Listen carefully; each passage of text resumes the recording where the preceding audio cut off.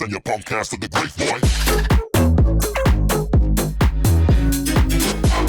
Hello my fellow Frosties, how is everyone doing? It's been a long time simply because I've been focusing on a lot of things, mainly my 9.1 guide, but I also realised I managed to get some good stream keys that would be excellent POVs. So here we go, we've got another dungeon pub for you guys, a fresh one ready for season 2. I know a lot of you love these commentary videos and you love the music, so here we go. Now, as you'll notice, we have actually invis skipped the first pack. Now, this is because the affixes are bolstering and the little spites are obviously going to bolster the rest of the pack and it's just going to be a nightmare. So it's actually more time efficient to skip it in this week in particular. Now, before we go into anything else, I want to make this very, very clear. I have actually gone into this dungeon full single target. I'm running Freezing Winds Legendary. I'm not running Glacial Fragments. I've also got Conduits that are raid single target setup. I was running Nadjia for this key. Theatar hadn't started simming high for me at this point, as this was a few weeks ago. So Nadjia Dauntless Duelist is the Conduits that I was running for this dungeon. So yeah, we are full single target. So I was quite proud of this overall. I'm sure you'll see the title and you'll see at the end. But yeah, I was quite proud of this one considering I was full single target. So a few things to know. I think this was early on when I was starting to get used to the Tormentors and the affix, but ideally you don't want to Rune of Power and then stand on that Rune of Power because you're going to bait the swirl on top of it. So ideally you put a Rune of Power down and then you step off of it, kind of off her, so you give yourself some space to bait the puddle and then you can still be on your Rune of Power. I did not do that, as you could see, because I put the rune down and then immediately lost it. It's also really, really, really good to ice block the debuff that this mob gives out. It really helps your healers, completely removes the buff, and yeah, usually your healer will say, oh, this person defensive that, like a rogue cloak or mage ice block, and then they dispel the other one. But if you're in pugs, you can just ice block it. It just helps your healer out, like I said. As for anima powers, I will be breaking them down fully in my 9.1 guide, so please bear with me on that. I wanted to mainly focus this video in particular on dungeon specifics, my thoughts going into the packs, as from the feedback that I've gotten from you guys, that's what you find most helpful. So, talking about my general thoughts, let's cover cooldowns quickly. So, I see a lot about cooldown usage. When should I pop cooldowns? Should I hold cooldowns for something? I always follow the rule of, or just pop your cooldowns on cooldown. The quicker you pop a cooldown, the quicker it comes back up, and the more uses you get overall.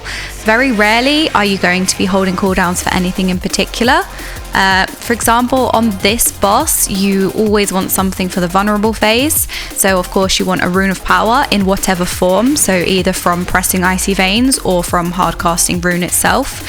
Ideally you want an orb as well, especially when running Freezing Winds, because the Freezing Winds legendary gives you free Ice Lance procs.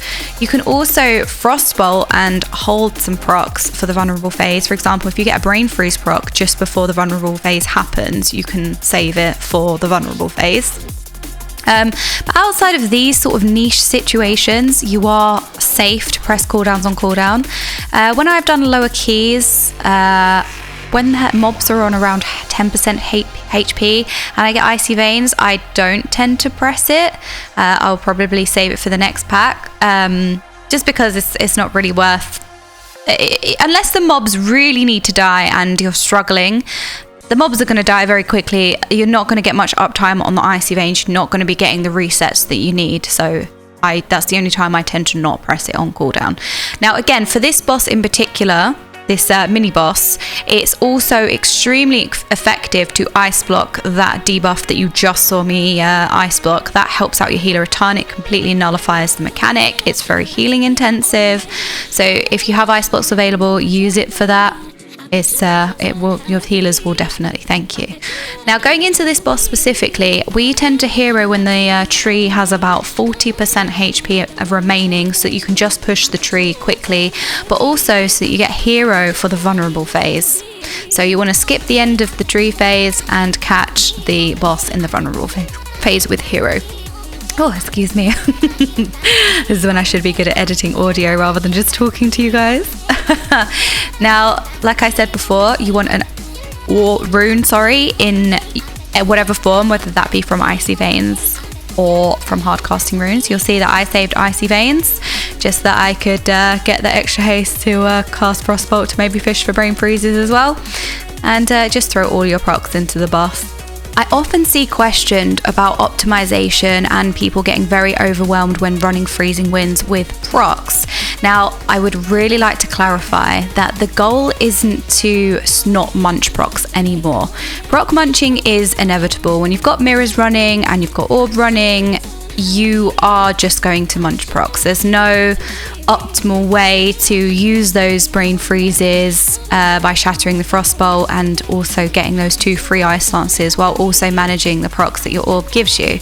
And it's a DPS loss to hold things with Frost. You literally press everything on cooldown. That is the most DPS efficient way, even though you are munching procs. So what does that mean for the future then if you're not trying to avoid munching as many procs as possible? Well, your goal now is to try and not miss out on any new procs. That's your new goal. So you don't want to be capped on Fingers of Frost procs and miss out on the brand new Fingers of Frost proc that you're going to get.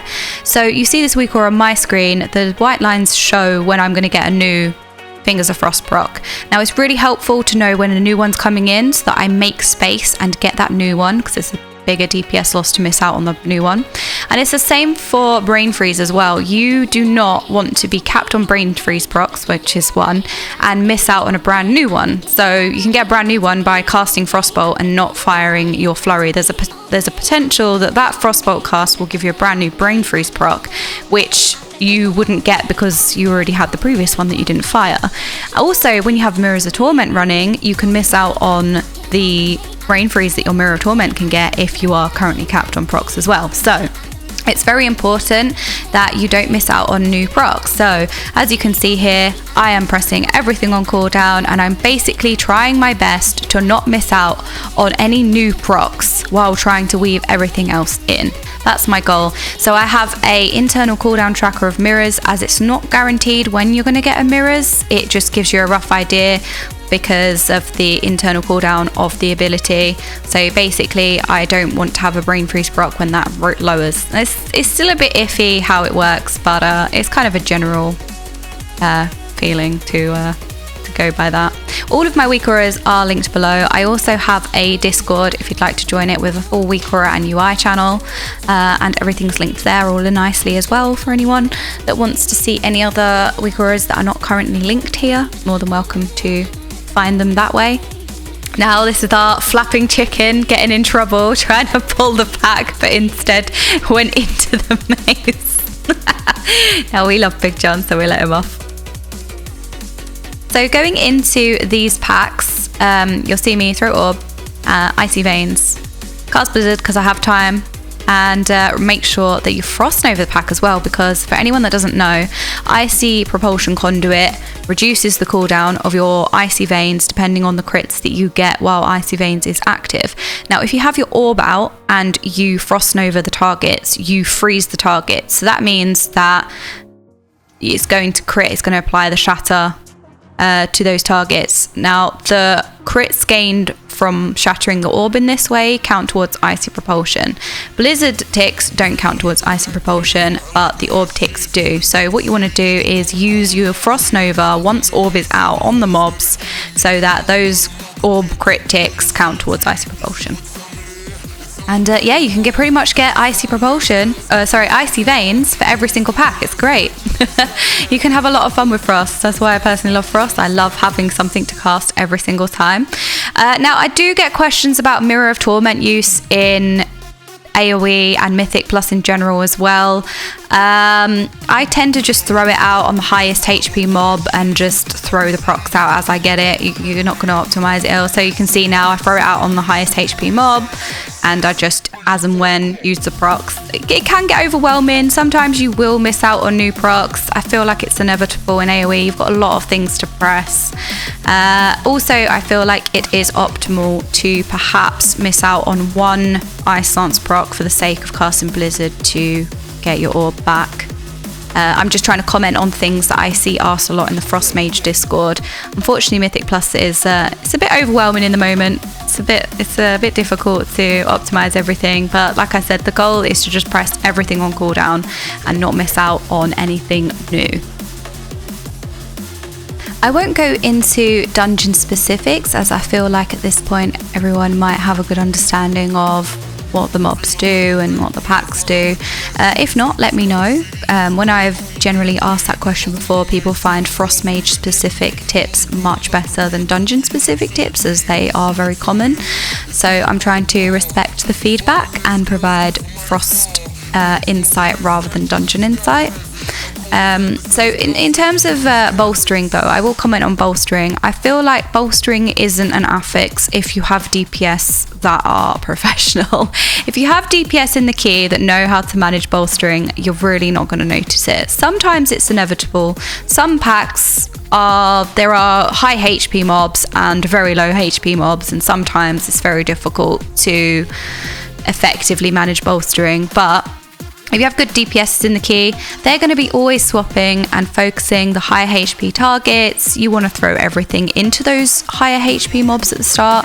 I feel like people that just do pointless AoE to everything aren't helping. In stream, I did get a question of why don't you use Arcane Explosion in these packs? And the answer is that I want to do meaningful damage to mobs. I want to fish for procs to throw into those higher HP mobs. I want to manage bolstering much better. Rather than doing a little bit of damage to everything, I want to do meaningful damage where it counts. Because I could just sit there and pad and just do a little bit of damage to everything.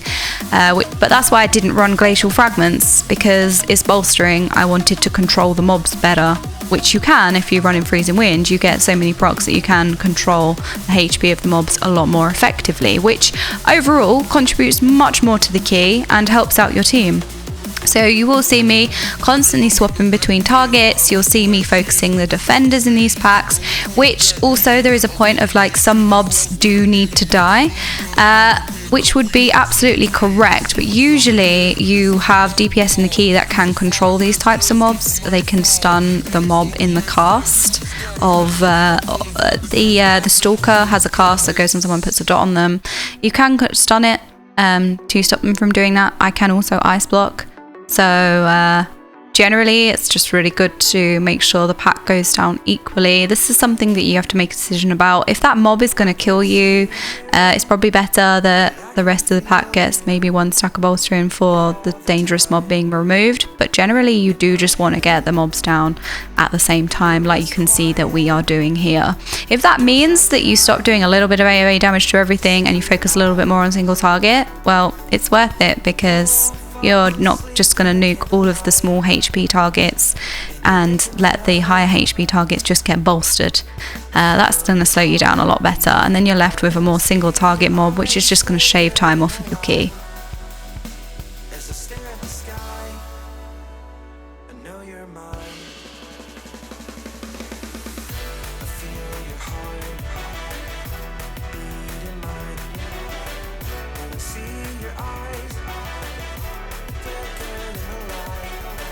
I usually in this phase spin around 3 times before the answer becomes clear, but clearly I was on the ball for this one. I generally feel like this boss can be problematic because people panic when it gets to this point of killing the mob very quickly, which is important, but you do get overlaps of the dodgeball as well.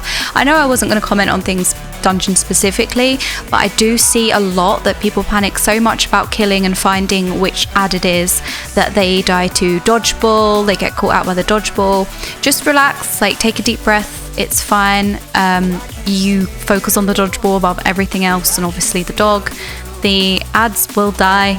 You don't need to immediately know which one it is and immediately start damaging it. It's much more important that you stay alive. Always prioritize the dodgeball above everything. I'm sure you guys already know that, but I just feel the need to comment anyway.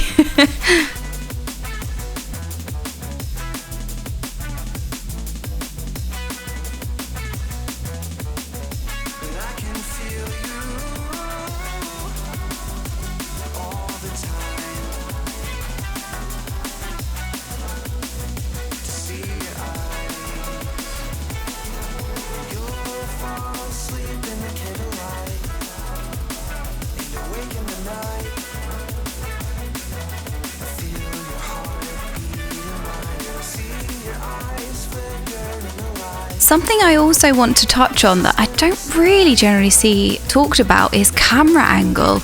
I feel like your camera angle is so important when it comes to mechanics. Like you see, I pan my camera around so I can actually see properly the angles of those balls coming in.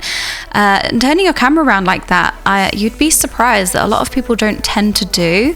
I feel like completely zooming out and going bird's eye view also helps with a lot of mechanics, especially in the raid, helping you see, you know, if you are in something or not, if you're just out of the swirly. I feel like it generally helps you. I don't feel like people move the camera around enough to see if they are safe, and it is so important to do that.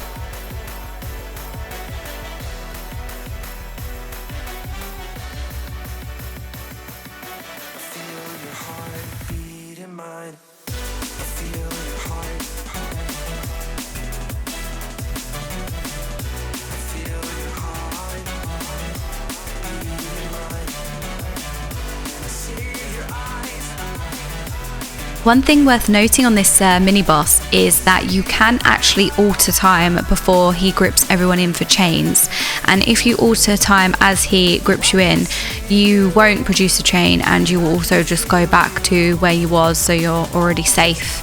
Now again, I said at the start that this was one of the few keys that I'd done so far with this affix, so I hadn't realised that at the time, but it is pretty big. I mean, you could probably do it the first and third or fourth, or generally you just get one use.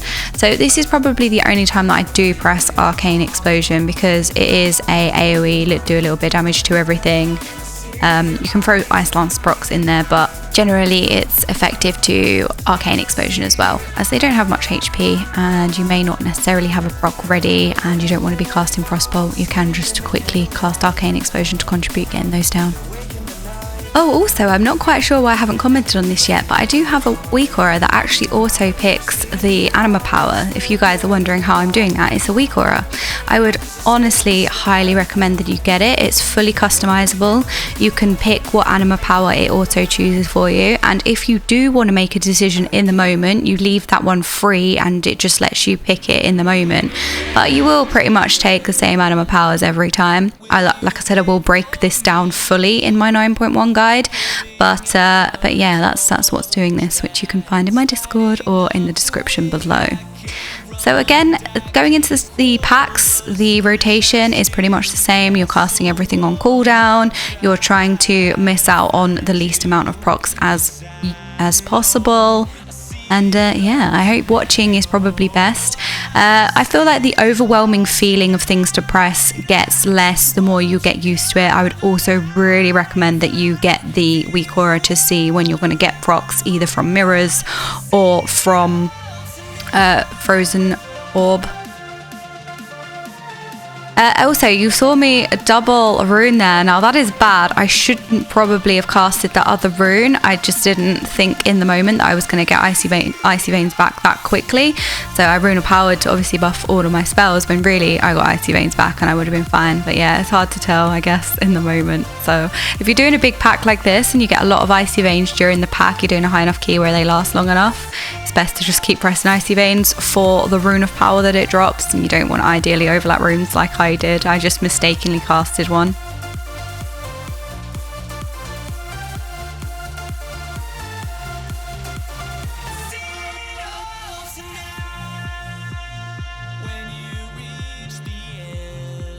Now this was an almighty pull, wasn't it? So as we're getting to the end of the dungeon now, I feel like it's important again to be like, oh, you don't need glacial fragments to be able to deal AoE. I feel like in general in the game, oh, I'm dead there, oh no. I feel like in general people deal with in absolutes in this game. It's like, oh, if you want single target, you take freezing winds, oh, which means other things don't give you single target. For example, like, oh, glacial fragments is AoE, which means you're only going to do AoE and you're not going to do any single target. And if you take freezing winds, you're not going to do any AoE, you're only going to do single target. Now, as you can see by my overall so far, I am doing a lot of AoE in full single target gear pretty much. You know, with the conduits, I mean, and, you know, freezing winds, it not being particularly like the biggest in quotations for AoE, but I hope this key shows you that you can do very well with Freezing Winds as well. And also, that's not to disregard Glacial Fragments single target either. I feel like saying Glacial Fragments gives you no single target is also incorrect. You still have to single target. Again, we should really not deal in absolutes. But I hope you're enjoying this key. I will be quiet again.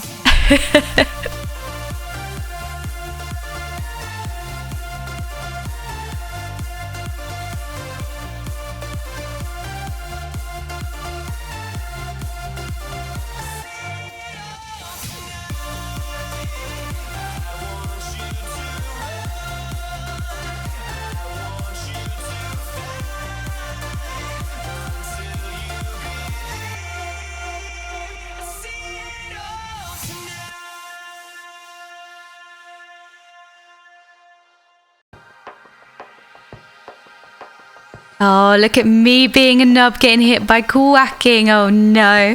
I was saying on stream, you can see my cursor rage in a second. There you go. I was saying on stream that generally I get a bit, not confused, but the additional swirlies throw me sometimes. It goes the other way. When you get that green circle, I often think that it's quaking and I start casting thinking I'm going to get locked when that's not a quaking circle. And then also when I'm so used to having that green circle around me, I don't see the quaking come in as well because I don't know, I guess my attention is half on the circle around me. I'm aware I've got the circle around me and I'm like, oh, okay, well, it's not quaking and it's not the mechanic either, but yeah. Not to excuse it, I am trash.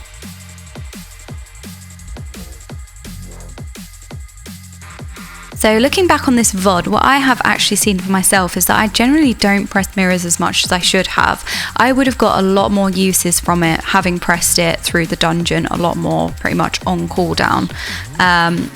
Same like any cooldowns, you press it as soon as you get more uses over a dungeon, that's more damage overall. Really, it's kind of bad to hold cooldowns, because realistically I'm probably going to get 2 uses of my cooldowns on the boss anyway. Whether I'd use it in the pack before or not, it'll be the same, it doesn't usually affect it. It depends on how quick you're killing the bosses, I guess. But yeah, you tend to get the uses on the boss, so you don't need to hold it. But yeah, having watched this key back, there are a lot of times when I should have just pressed mirrors, and I'd like to point out that, yeah, it is something that you gain. Generally, the rule of thumb with Frost is press everything on cooldown. I feel like a lot of people scrutinize, oh, you know, they try and optimize all the procs, they try and optimize all the buttons that we have to press. Well, the ultimate answer is just, I know I'm probably tiring everyone out by saying this at this point, but just press everything on cooldown. I think a lot of people say, oh, when I've got Freezing Winds, when should I throw out my Mirrors of Torment? I don't want to munch procs, etc. But really, you need to get into the mindset of pressing everything on cooldown as soon as it is available is the biggest DPS gain than scrutinizing these marginal rotational changes. Oh, and I'd like to clarify with that, of course your rotation matters. I'm not saying that you should just press whatever you want, however you want, because rotation doesn't matter. I'd like to make that very clear. I am not saying that. Your rotation will matter, of course, like any spec. However, I'm just saying for Frost in particular, the biggest DPS gain is to press everything on cooldown. It's a DPS loss to try and, for example, to hold your Mirrors of Torment for extended periods of time to try and optimize the procs that you gain, or it's a DPS loss to hold your orb until after mirrors, because generally you will lose one whole cooldown over the period of a fight, which is a much bigger DPS loss than it is to munch certain procs. I feel like I've used the word munch a lot and maybe people don't understand what munching means, so I'm just going to quickly say what it means. It basically means overlapping procs. So for example, when you cast your brain freeze, when you use your brain freeze proc, I should say, and you cast flurry, the next two, it applies Winter's Chill on the target, which means the 2 spells that hit next will act as if frozen. So essentially, after your brain freeze proc, you get 2 free Ice Lance procs. So if you already have an Ice Lance proc, you're basically using an Ice Lance proc into an Ice Lance proc, which that's what it means by proc munching. Now, as I said, these days, this isn't too terrible because of how overloaded you get with procs. You get so many procs that it's actually better to effectively not miss out on new procs than trying to optimize the overwhelming amount that you do get.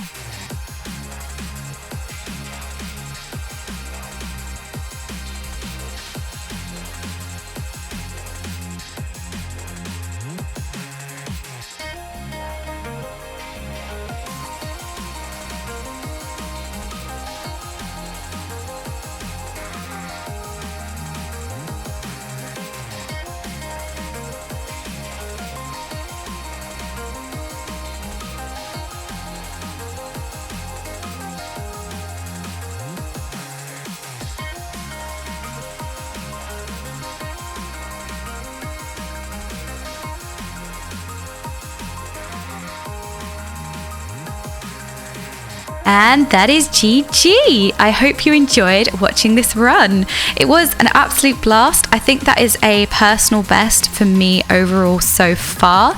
And I was actually pretty happy with it, considering I was playing Freezing Winds, not Glacial Fragments, because Glacial Fragments produces more overall. And also because I wasn't playing Frozen Orb Conduit, I was playing Dauntless, Duelist, Nadjia.